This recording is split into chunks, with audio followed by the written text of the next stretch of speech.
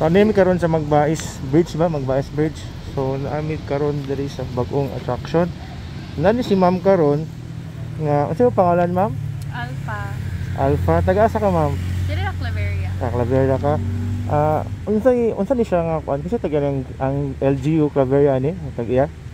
As far as I know, it's owned by, it's private pero open siya for public na mag-visit lang. It's just that natay admission nga 10 pesos. Okay. Kasi mong experience or first time na ka dere? Third time na sir. Okay. Ano perminti man kag ano ni? Unsa may what keeps you going so here? So far, I really love the place kay kuan na siya, doon na sa dalan, so it's not that risky, and then plaster siya, hawan, then ma-monitor pod mi dani. Unlike before, gakaligo mi dito somewhere.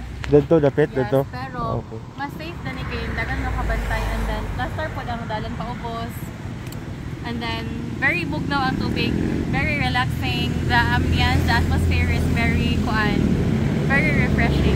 Okay, so isa may pwede mong kauban din yung mga friends. Angay siya sa mga friends o mga barkada? Family and friends. Okay. So, unsa man yung out 10, 1 to 10, unsa man yung pinaka ma-rate ani? Ma-rate ko siya 10. Okay, perfect siya from place to everything. Okay, thank you ma'am. Candidate ka sa kuan ma'am, Miss Claveria?